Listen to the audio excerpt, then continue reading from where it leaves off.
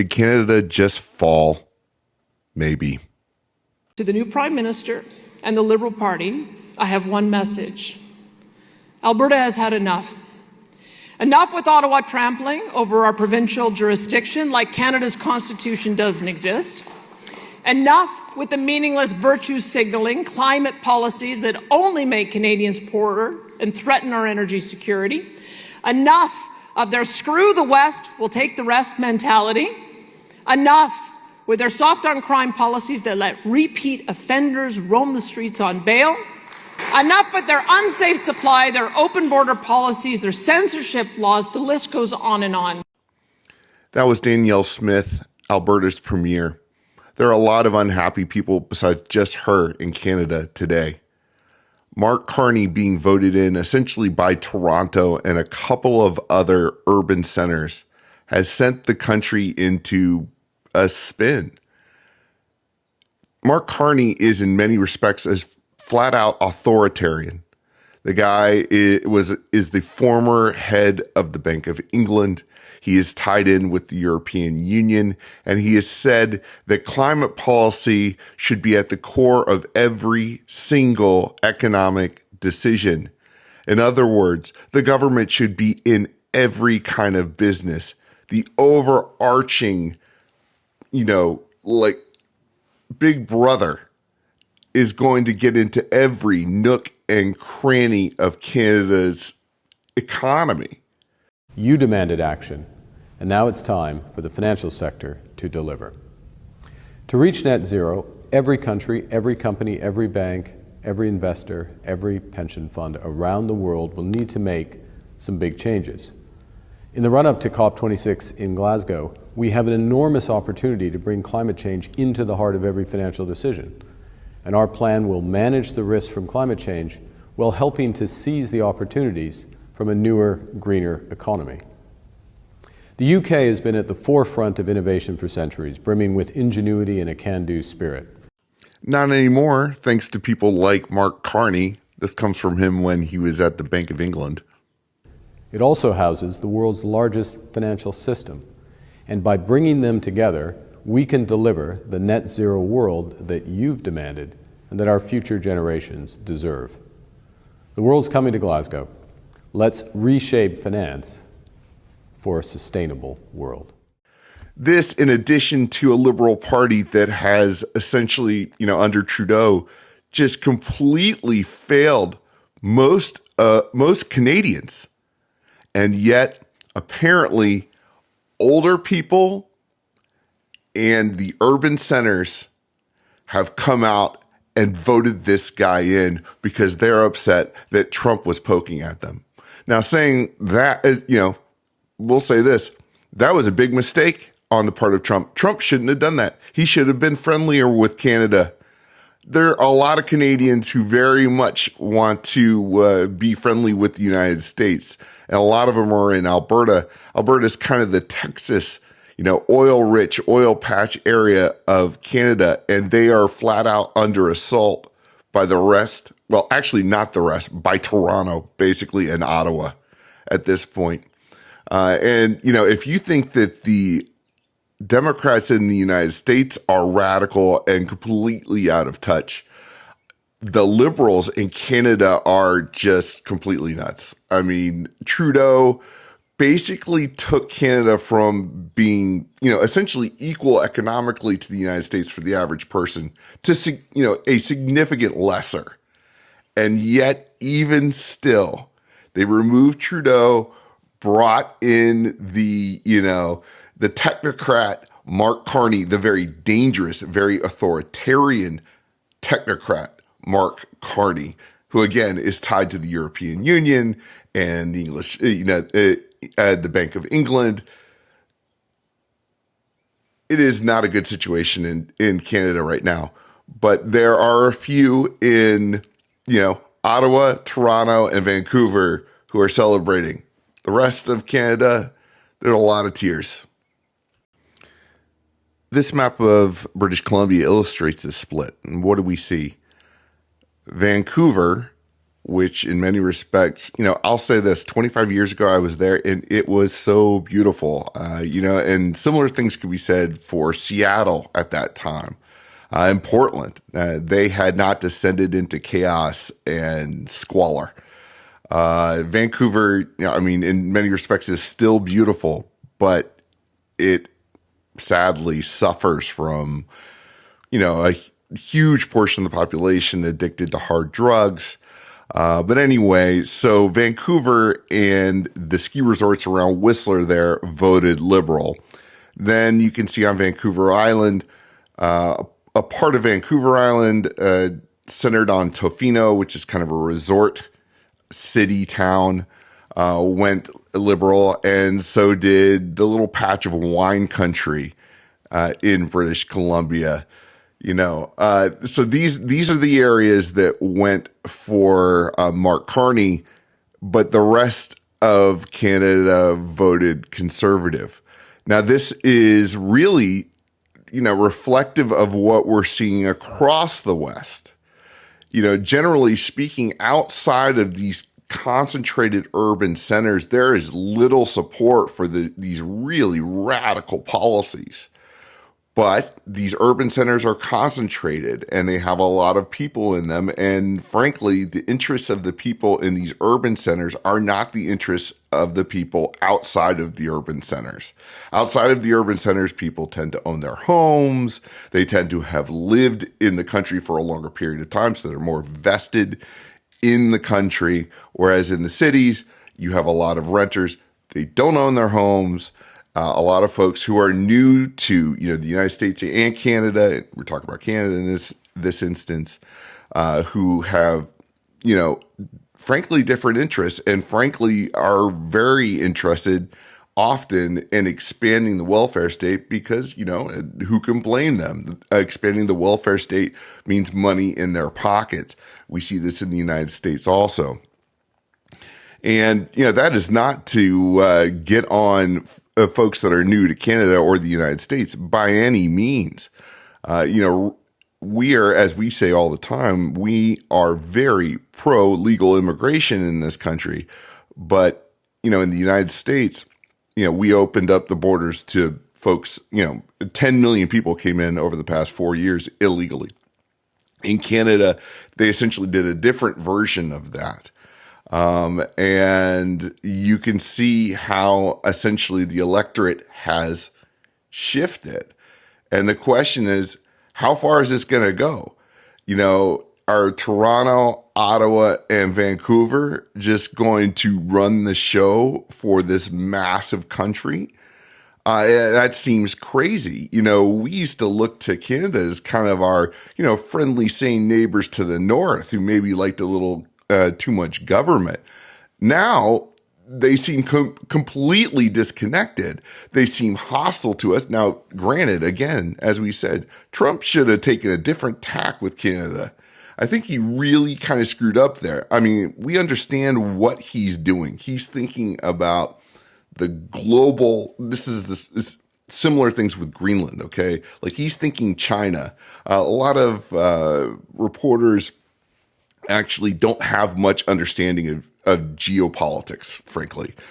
Top tier reporters, the domestic politics is kind of their thing, and they really don't understand, nor do they want to cover geopolitics. But Canada's full of resources, and Greenland is full of rare earths. I actually had the opportunity to speak to Greenland's ambassador to the United States right before COVID.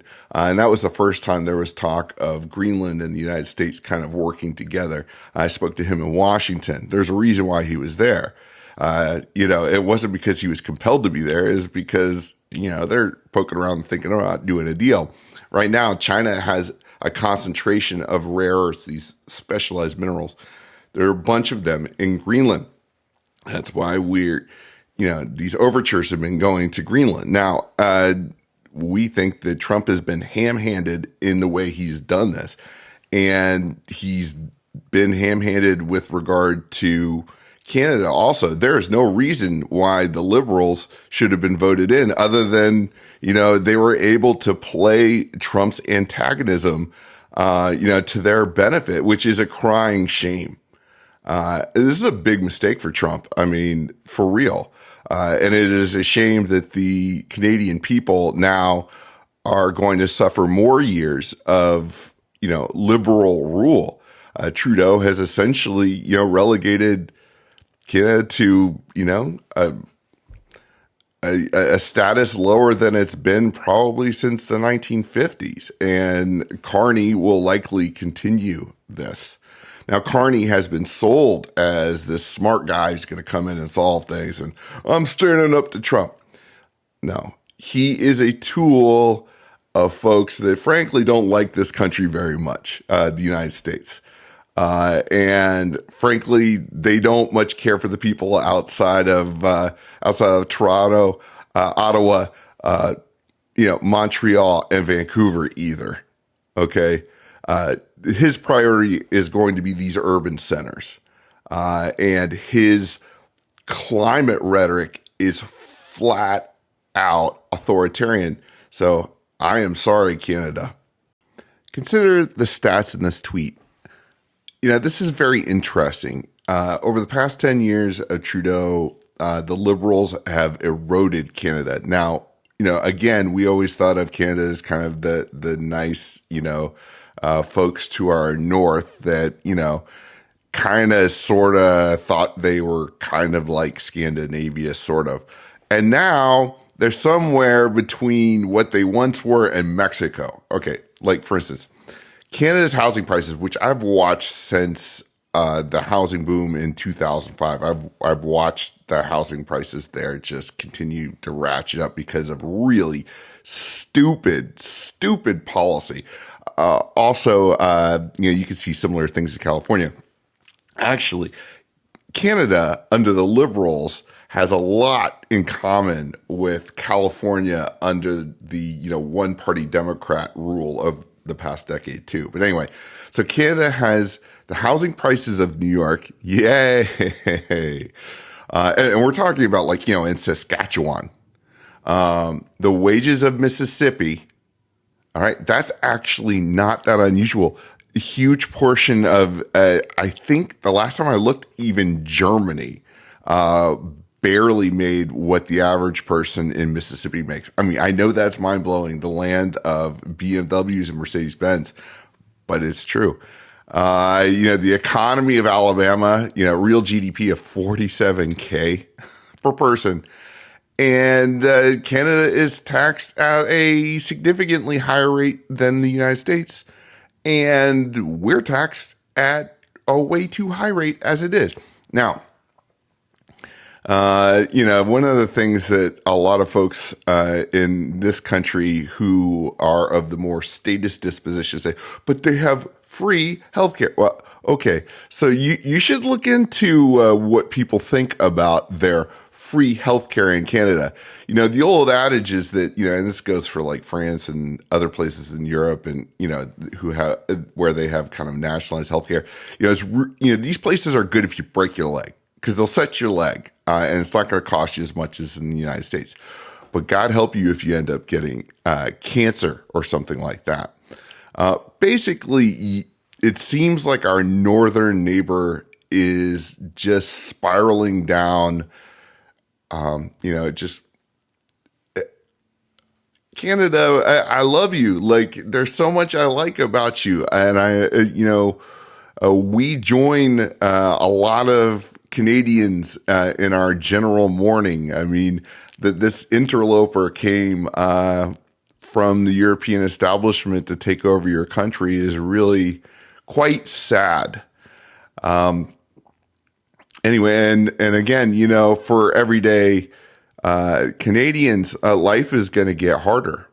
The Canada Mortgage and Housing Corporation, a federal crown corporation, has investigated the possibility of a home equity tax on more than one occasion, using taxpayer dollars to fund that research.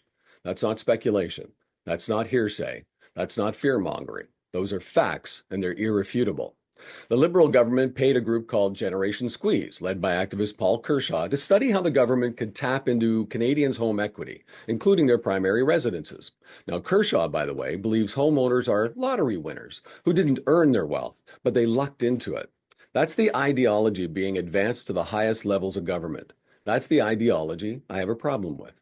But it didn't stop there. These proposals were presented directly to Liberal federal cabinet ministers. That's not a hearsay again. That's not speculation. Those are facts and they're irrefutable. And those same ministers are now part of Mark Carney's team as he positions himself to be the next Prime Minister of Canada. Yet, when this is raised publicly, the online mob didn't want to talk about the facts. They wanted to shout it down. They didn't check public records, CMHC reports, or even the government's own briefing documents. Instead, they defaulted to name calling and the tired claim of conservative fear-mongering. Let me be clear. This is not about partisanship. Had the conservatives done this and they were in power, we would be having the exact same conversation. Because this is about math. This is about reality. The federal government is $1.2 trillion in debt.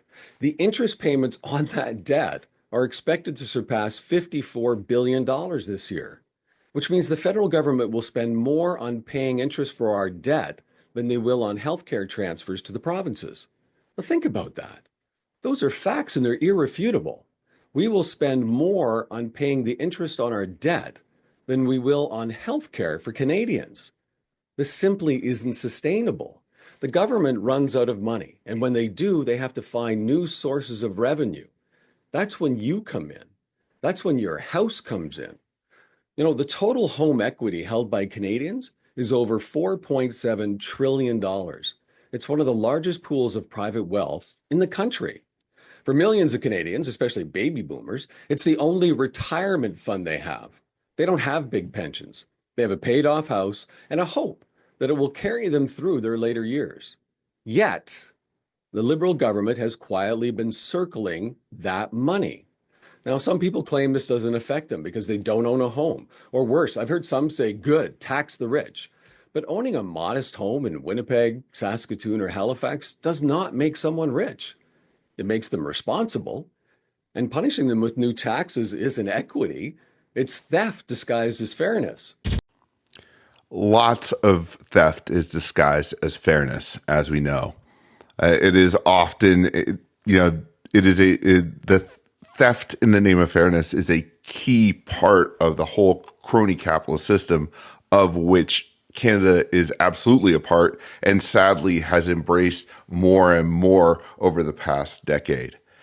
You know, the government is coming, it appears, for Canadians' equity.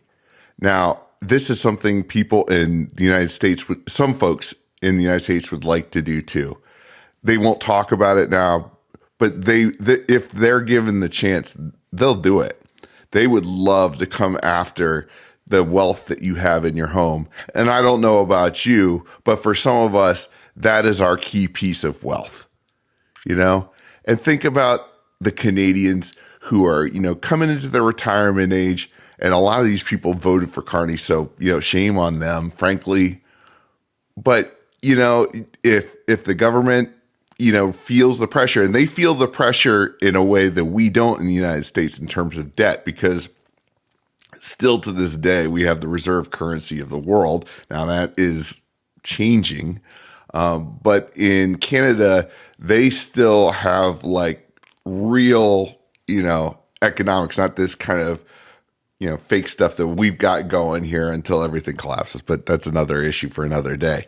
Anyway, but before the whole thing goes down, it appears that those urban centers, are licking their chops at the folks out in the burbs and in the rural areas. There's a lot of wealth out there that they want, and a lot of the folks that are coming in with this government and have been with Trudeau before Carney think that it is undeserved wealth and that the state should steal it in the name of fairness. That is what's happening north of our border. I am so sorry, Canada. Okay, Canada, let's talk about what just happened. Mark Carney won the election, and all I've got to say is, I am seriously disappointed. I personally wanted Pierre to win, but now this, Canada has just made a massive mistake. If you voted for Carney, you voted for a future with more taxes, less freedom, more government control, more censorship. You basically voted for the downfall of a once great nation. Mark Carney and the Liberals don't care about your hard-earned money. They want to take it and control how you live your life. And this isn't about progress, it's about power. The policies they are pushing will strangle the economy, punish the working class, and take away freedoms that made Canada great. Congratulations, Canada. You have now voted for a future where you are not allowed to think for yourself.